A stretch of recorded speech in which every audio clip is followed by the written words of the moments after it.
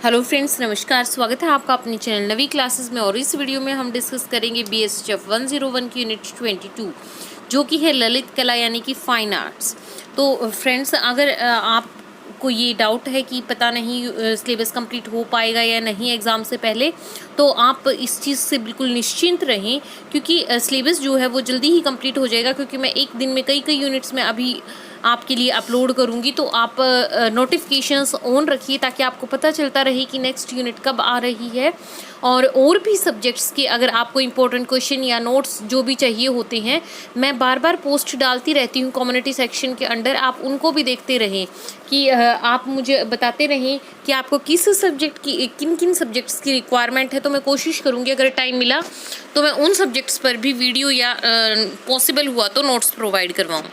तो चलिए डिस्कस करेंगे अभी यूनिट 22 ललित कला।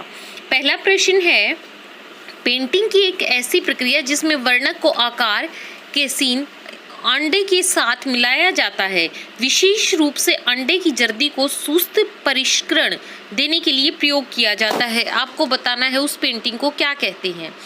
तो देखिए, क्वेश्चन पहले आपको क्लियर होना चाहिए कि आपको पेंटिंग की ऐसी प्रोसेस का नाम बताना है जिसमें पिगमेंट्स जो होती हैं, जैसे डिफरेंट कलर्स की pigments are mixed with size के सीन एग जो यॉक होता है उस पार्ट से उस पेंटिंग को डल फिनिशिंग देने के लिए जो है इन सब चीज़ों को मिक्सअप किया जाता है। उस पेंटिंग को क्या कहते हैं? ऑप्शन ए है सार यानी abstract, option B tempera, option C digital painting या ऑप्शन डी एक्रेलिक पेंटिंग। तो इसका करेक्ट आंसर जो है वो है आपका ऑप्शन बी टेम्पेरा। टेम्पेरा ऐसी पेंटिंग को कहा जाता है। प्रश्न नंबर 2 है, प्राचीन गुफा चित्र निम्नलिखित में से किससे संबंधित है? प्राचीन गुफा चित्र जो हैं, एंशिएंट केव पेंटिंग्स, आपको बताना है वो किस चीज़ से संबंधित है, किस चीज़ से रिलेटेड है। ऑप्शन ए है शिकार सभा और प्राकृतिक वनस्पतियों और जीवों के विषय से संबंधित। ऑप्शन बी है एक विकसित अदालत के जीवन का सार, लोकप्रिय और लोक धर्म। ऑप्शन सी है पूर्व और पश्चिम के बीच बातचीत की संवेदनशीलता के साथ आधुनिक जीवन की जटिलता। ऑप्शन डी है इनमें से कोई नहीं। तो देखिए, जो एंशिएंट केव पेंटिंग्स हैं, प्राचीन गुफा चित्र जो हैं, वो आपके ऑप्शन ए से संबंधित हैं। ऑप्शन ए में आपको दिया गया है कि वो ऐसी थीम्स उनमें होती हैं जो हंटिंग से, गैदरिंग से और natural flora and fauna kingdom से वो रिलेटेड होती हैं। प्राकृतिक वनस्पतियों और जीवों के विषयों के बारे में वो रिफ्लेक्शन है उनमें। प्रश्न नंबर 3 है, अजंता पेंटिंग का निर्माण किस दौरान किया गया? आपको बताना है कि अजंता जो पेंटिंग्स थी वो किस पीरियड के दौरान बनाई गई। तो आपको ऑप्शन दिए गए हैं। पहला है सातवाहन काल, ऑप्शन बी है वाकाटक काल, ऑप्शन सी है ए और बी दोनों, ऑप्शन डी है ना ए ना बी। तो इसका करेक्ट आंसर जो है वो है आपका ऑप्शन सी, ए और बी दोनों, सातवाहन काल और वाकाटक काल, वाकाटक अवधि। चित्रों की विधा स्वभाव है और प्रकृति सामग्री बहुत ही सरल है। इससे तात्पर्य है कि जो मोड ऑफ पेंटिंग होता है, मोड ऑफ पेंटिंग जो है अजंता की जो पेंटिंग्स हैं उनका मोड ऑफ पेंटिंग कैसा है? टेम्पेरा है।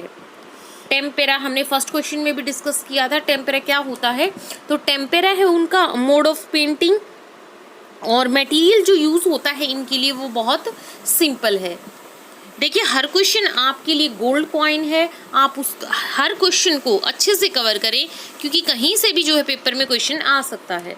प्रश्न नंबर 4 है कि चित्रों के प्रमुख स्थलों में से कौन सा जोड़ा सही ढंग से मेल नहीं खाता? वो आपको बताना है कि इसमें से जो भी आपको पेयर दिए गए हैं उन पेंटिंग्स की पेंटिंग आपको बताना है कि कहाँ पर वो पेंटिंग है, उस जगह से वो सही मेल नहीं खाती। ऑप्शन ए है मिर्ज़ापुर और बांदा उत्तर प्रदेश, ऑप्शन बी है सिंगनपुर मध्य प्रदेश का रायगढ़ जिला, ऑप्शन मध्य भारत का ऑप्शन सी है विंध्यन रेंज की महादेव पहाड़ियाँ बुंदेलखंड, ऑप्शन डी है लारीमुर पहाड़ियाँ दक्षिण। तो देखिए, यहाँ से कितने क्वेश्चन आपके बन सकते हैं। एक क्वेश्चन से बहुत सारे क्वेश्चन जो है आगे निकल करके आते हैं, तो आप इसलिए बिल्कुल ध्यान से कवर करें। मिर्ज़ापुर और बांदा पेंटिंग कहाँ है? यूपी में है, उत्तर प्रदेश में है। सिंगनपुर कहाँ है? मध्य भारत आपके रायगढ़ जिले में है। ऑप्शन सी जो था कि विंध्य रेंज की महादेव पहाड़ियाँ, ये कहाँ है? बुंदेलखंड में। लारीमुर जो पहाड़ियाँ हैं, लारीमुर पहाड़ियाँ, ये आपकी कहाँ है? ये आपकी बघेलखंड में है, बघेलखंड के क्षेत्र में है ये। तो दक्षिण जो है इसका वो इनकरेक्ट है। तो आपको ऐसे इस तरह से आपको याद रखना है कि इसमें से किसी भी एक पेंटिंग पर आपको क्वेश्चन आ जाए, आपको पता होना चाहिए। प्रश्न नंबर 5 है, निम्नलिखित गुफा चित्रों में से कौन सा बुद्ध के जीवन और उनके पिछले जीवन के दृश्यों को दर्शाता है जिसमें जातक और अवदान शामिल है?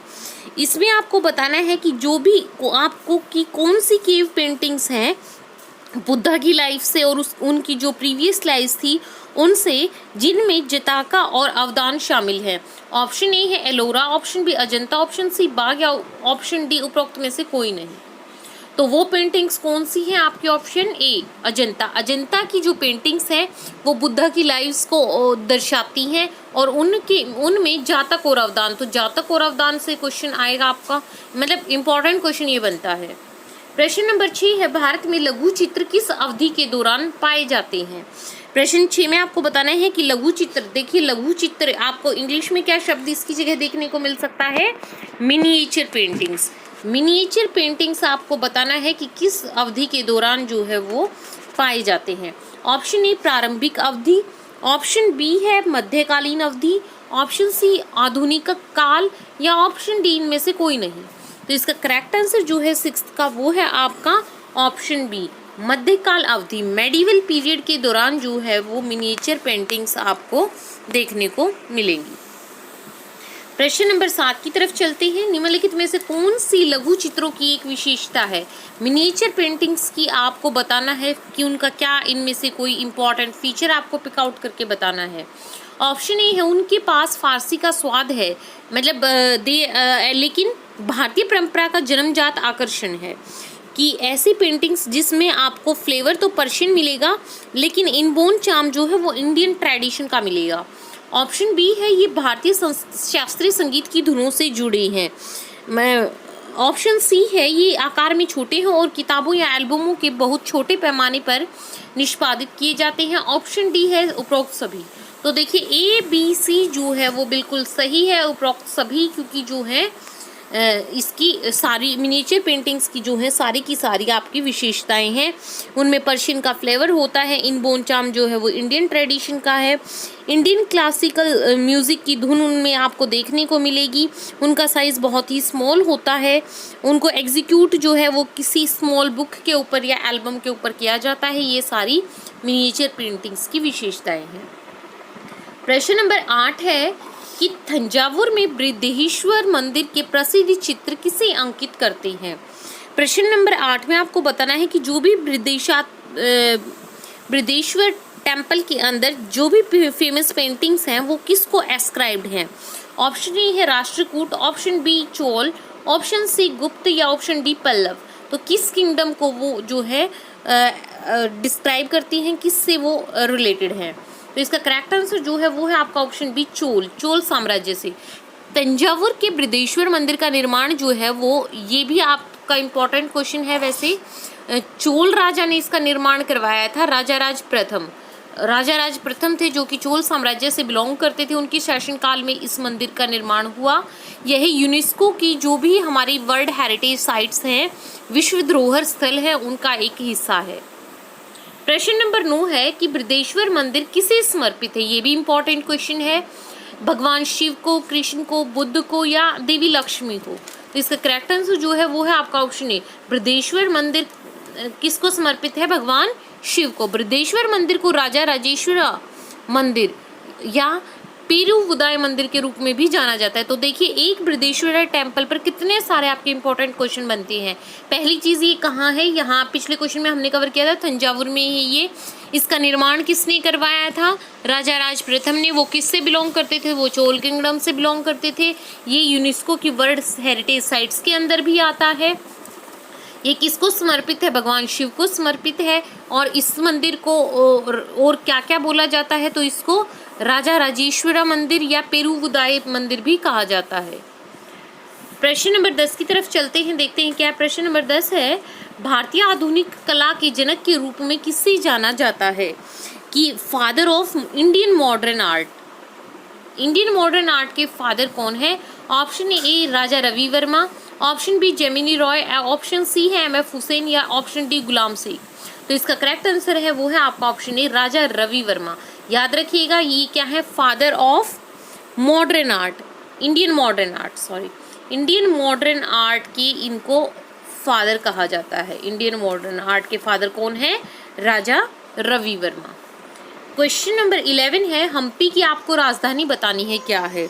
तो इसके करेक्ट ऑप्शन, इसके ऑप्शंस आपको दिए गए हैं। पहला ऑप्शन है विजयनगर, दूसरा गोलकोंडा, सी ऑप्शन है आपका गुप्त या ऑप्शन डी मौर्य। तो इसका करेक्ट आंसर जो है वो है आपका ऑप्शन ए विजयनगर। हम्पी की राजधानी क्या है? विजयनगर। हम्पी जो है ये कर्नाटक में है। 14वीं शताब्दी में विजयनगर साम्राज्य की ये राजधानी थी। तो देखिए ये किसकी राजधानी थी?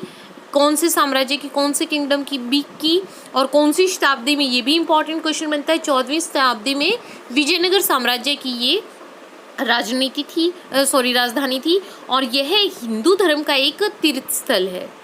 प्रश्न नंबर 12 है कि निम्नलिखित में से कौन भारतीय और यूरोपीय परंपरा की बातचीत का प्रतीक है जो आधुनिक चित्रकला के थोक में दिखाई देता है? तो इस क्वेश्चन में आपसे पूछा गया है कि इनमें से जो भी आपको नाम दिए गए हैं कौन सिंबलाइज करता है इंडियन और यूरोपियन ट्रेडिशन की इंटरैक्शन को और जो कि मॉडर्न पेंटिंग्स में उभर कर आती है? ऑप्शन ए है Jamini Roy, option B Rajiv Lochan, option C Amrita Shergil या ऑप्शन डी भूपेन खाखर। तो इसका सही जवाब जो है वो है ऑप्शन सी अमृता शेरगिल। अमृता शेरगिल जो है वो एक हंगरी दे और भारत से वो बिलोंग करती थी। वो चित्रकार थी। उन्होंने 8 साल की उम्र में कला में औपचारिक पाठ हासिल करना शुरू कर दिया। बढ़ते हैं प्रश्न नंबर 13 की तरफ। बंगाल स्कूल ऑफ आर्ट के प्रमुख कलाकार और अग्रणी कौन थे? इसमें आपको बताना है कि प्रिंसिपल आर्टिस्ट और पायनियर कौन थे बंगाल स्कूल ऑफ आर्ट के। ऑप्शन ए है राजा रवि वर्मा, बी नंदलाल बोस, सी अवनींद्रनाथ टैगोर या डी जेमिनी रॉय। तो करेक्ट आंसर जो है वो है आपका ऑप्शन सी अवनींद्रनाथ टैगोर। देखिए बंगाल स्कूल ऑफ आर्ट के प्रमुख आर्टिस्ट और अग्रणी आपसे पूछे गए हैं। अब अवनींद्रनाथ टैगोर इसका करेक्ट आंसर आपको लगाना है, क्योंकि देखिए बंगाल के बारे में कुछ भी ऑप्शन आता है तो आपको रविंद्रनाथ टैगोर जी का नाम दे देते हैं और आप वही जो है हर क्वेश्चन के लिए आप टिक करके आ जाते हैं। तो इसका आपको याद रखना है क्या है? अवनींद्रनाथ टैगोर है, रविंद्रनाथ टैगोर जी इसका नहीं है। प्रश्न नंबर 14 है कि एलोरा में कैलाशनाथ मंदिर किसके द्वारा बनाया गया था? तो एक क्वेश्चन तो यहीं से निकला आया है आपका कि कैलाशनाथ मंदिर कहाँ है? एलोरा में। फिर आगे आपका आता है कि इसको किसके द्वारा बनाया गया था? ऑप्शन ए है Dantidurga, option B Krishna first, option C Samudragupta या ऑप्शन डी आपका अकबर। तो इसका करेक्ट आंसर जो है वो है आपका option B Krishna first. Krishna 1 के द्वारा ये बनाया गया। यह मंदिर जो है किसको समर्पित है? कैलाशनाथ मंदिर भगवान शिव को समर्पित है और 8वीं शताब्दी में राष्ट्रकूट जो राजा थे कृष्ण फर्स्ट, इनके द्वारा ये बनाया गया था। किसके द्वारा बनाया गया ये भी याद रखना है। और कौन से किंगडम? राष्ट्रकूट किंगडम के दौरान। लास्ट इंपॉर्टेंट क्वेश्चन पर इस यूनिट के हम पहुंच गए हैं। तो महाबलीपुरम शहर को डैश राजा नरसिंह वर्मन फर्स्ट के नाम पर अंकित किया गया था। तो महाबलीपुरम शहर जो है वो राजा नरसिंह वर्मन के नाम पर उसको नामांकित किया गया था। तो आपको बताना है कि वो किस किंगडम से। आपसे डायरेक्ट ये भी पूछा जा सकता था कि राजा नरसिंह वर्मन जो है वो किस साम्राज्य से बिलोंग करते हैं। तो वो है ऑप्शन ए आपका है पल्लव, बी गुप्त, सी चोल या डी चालुक्य। तो राजा नरसिंह वर्मन का संबंध किससे है? पल्लव किंगडम से। महाबलीपुरम जो है वो 3री शताब्दी से लेकर के 7वीं शताब्दी तक पल्लवों का प्रसिद्ध बंदरगाह शहर था। तो देखिए आपको ये भी याद रखना है कब से कब तक? 3री से लेकर के 7वीं शताब्दी तक। तो इसी के साथ जो है इस यूनिट के इंपॉर्टेंट क्वेश्चंस यहीं कंप्लीट होते हैं। वीडियो को लाइक कीजिए और जितना हो सके शेयर कीजिए। Thank you.